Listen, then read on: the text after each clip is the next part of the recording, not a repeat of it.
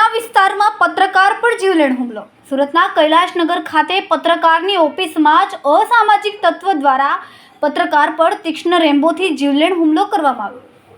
રાહુલ જાદવ નામક પત્રકાર પર હુમલો કરવામાં આવ્યો. ઉધના કૈલાશનગર ખાતે રહેતા અસામાજિક તત્વ કિરણ નામક યુવક દ્વારા કરવામાં આવ્યો હુમલો. ભોગ બનનાર પત્રકારને સારવાર માટે સુરતની નવી સિવિલ હોસ્પિટલમાં લઈ જવામાં આવ્યો.